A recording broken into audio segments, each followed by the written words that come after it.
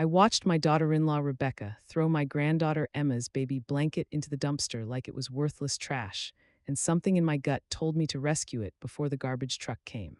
When I got it home and felt something hard sewn inside the fabric between the layers of cotton, my hands started shaking as I cut through the stitches thread by thread. And what I found hidden inside that mint green blanket I'd knitted with my own hands wasn't just evidence of lies. It was proof that my son's death 3 years ago hadn't been an accident at all. And the woman raising my granddaughter was something far more dangerous than I'd ever imagined.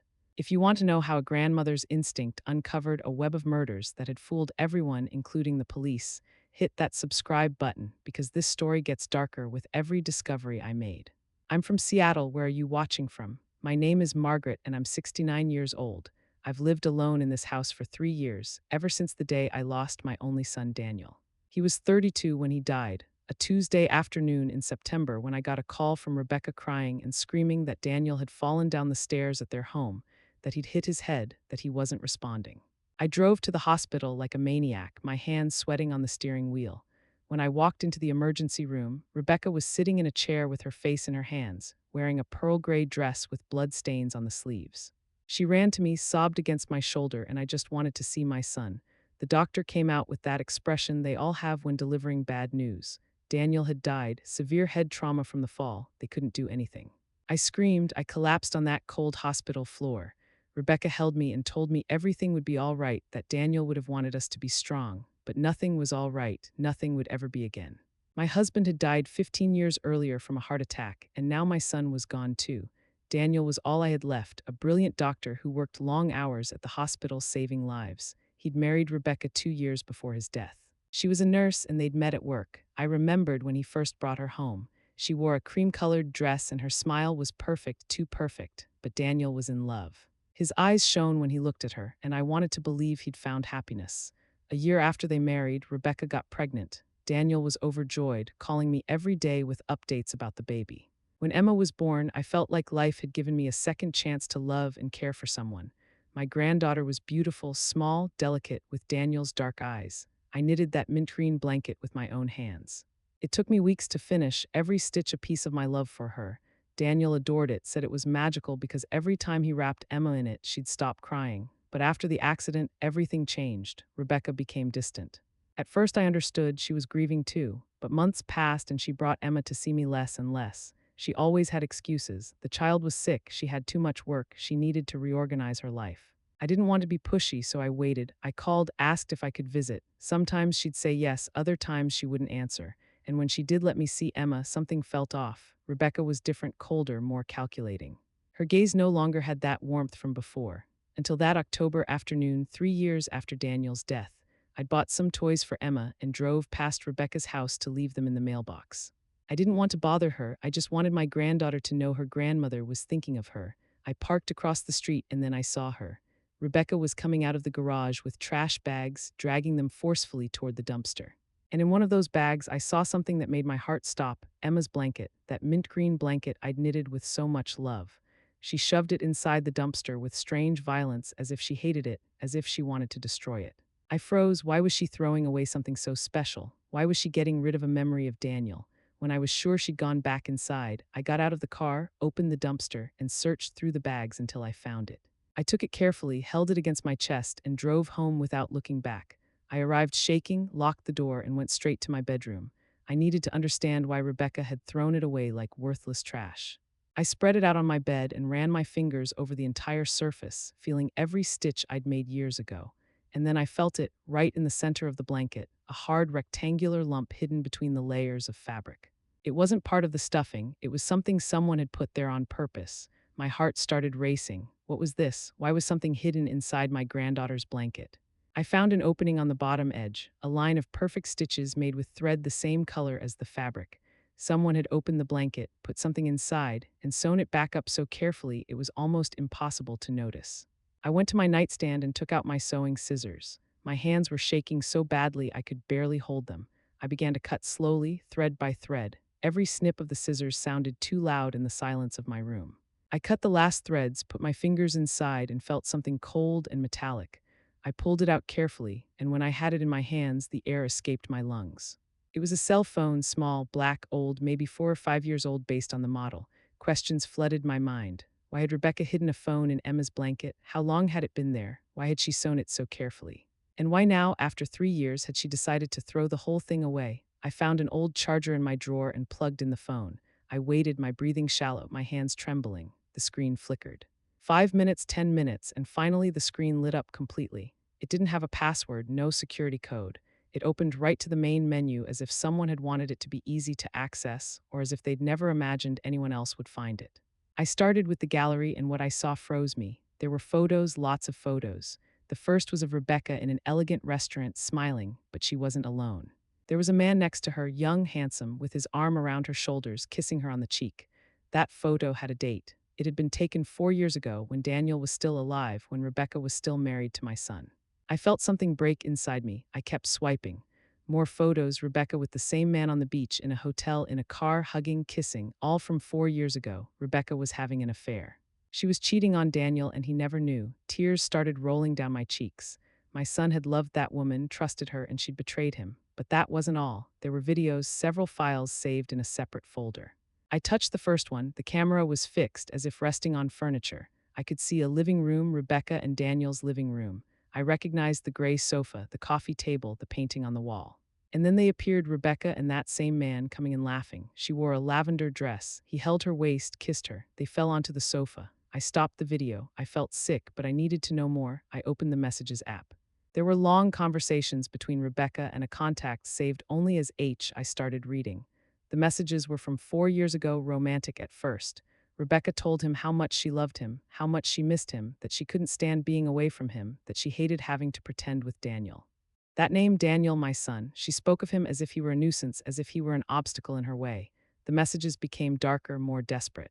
Rebecca wrote that she wanted to be with this man, that she wanted a life together, but that Daniel wouldn't agree to a divorce, that he was too traditional, that he would never let her go. And then a message appeared that broke my soul. There has to be another way. I can't keep going like this. I need him to disappear. My hands dropped the phone. I read that message over and over. I need him to disappear. I picked up the phone again and kept scrolling. The man replied, "Don't say crazy things, just wait, we'll find a way." But Rebecca insisted, message after message growing more desperate. "I don't want to wait anymore. I want to be with you now. Daniel is the problem. If he weren't here, we'd be free." And then a few days later, "I talked to someone who can help us. I just need you to trust me." The man replied, worried, "What did you do? Who did you talk to?" But Rebecca gave no details. She just said soon everything would be resolved, that soon they could be together without hiding. The messages ended abruptly a week before Daniel's death. There were no more conversations after that date, as if they'd both stopped using that phone, as if they'd wanted to erase any trace. I checked the Notes app. There was a single entry written 2 days before Daniel's death. Tuesday, 3 o'clock in the afternoon. He will be alone. Everything has to look natural. An accident. No one can suspect. My legs gave out. I sat on the bed, tears streaming down my face. My son hadn't died in an accident. My son had been murdered. And Rebecca, the woman he'd trusted, the mother of his daughter, had been part of it all. I couldn't sleep that night. I sat on my bed reading and rereading those messages. Every word was a stab. Every sentence confirmed what my heart knew, but my mind refused to accept. Daniel hadn't died in an accident. My son had been murdered, and the woman who swore to love him had planned everything. When the sun began to rise, I made a decision. I couldn't stay silent. I couldn't let Rebecca continue being free, raising Emma with those blood-stained hands. But I needed help. I needed someone I could trust. I called Gloria, my lifelong neighbor, a 65-year-old woman who'd been my confidant since my husband died. 15 minutes later, Gloria was at my door. I showed her the blanket, the phone, everything I'd discovered. She checked the photos, the videos, the messages, the note.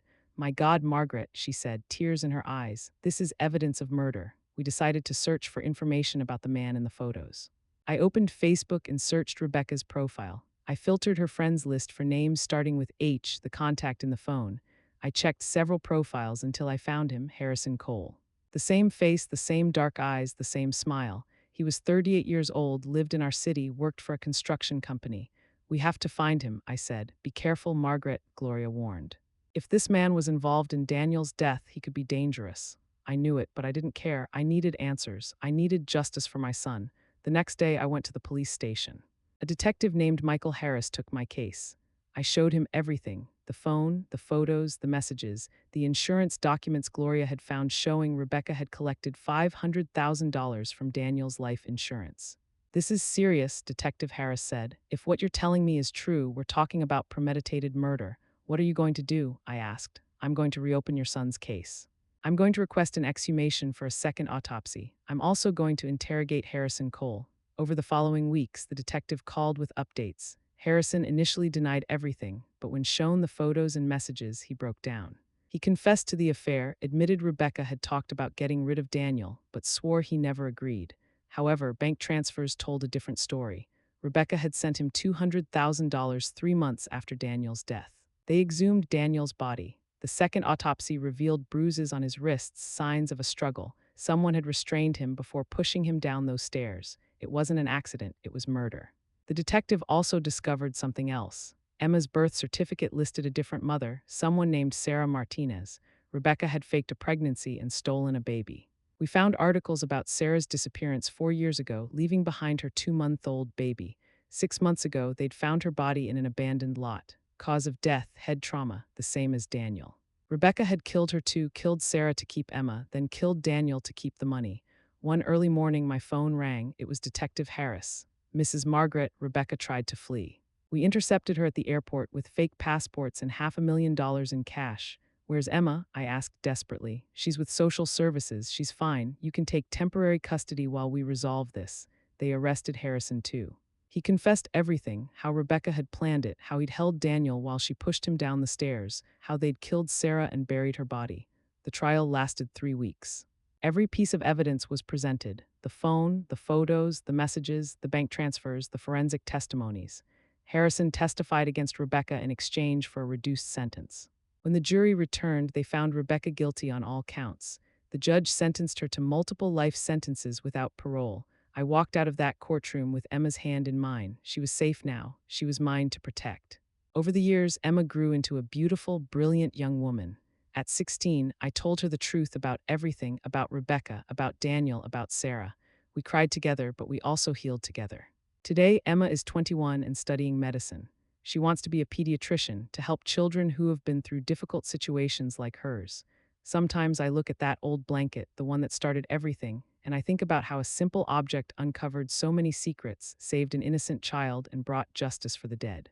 Recently, Emma gave me a gift, a new blanket she'd knitted herself, the same mint green color as the original. "I wanted to recreate the blanket that united us," she said. "The one that saved my life. That new blanket has no hidden secrets, no pain sewn into its fibers. It only has love, pure love from a granddaughter to her grandmother. 2 blankets, 2 stories, 1 family." The old blanket was my guide to the truth. It contained the secret that unmasked a monster, saved an innocent child, and brought justice for the dead. The new one represents the future, a future without lies, without pain, without dark secrets. I learned that secrets always find a way to come out, that the truth, although painful, is always better than a lie, and that love, true love, survives any darkness. The blanket had been the beginning, but Emma was the happy ending none of us expected, the miracle born from tragedy. Share your story with us. Have you ever discovered something that changed everything you thought you knew? Have you ever had to fight for justice when everyone else had moved on? Your instincts matter. Your persistence matters. And sometimes the smallest things, like an old blanket, hold the biggest truths that can save lives and bring monsters to justice.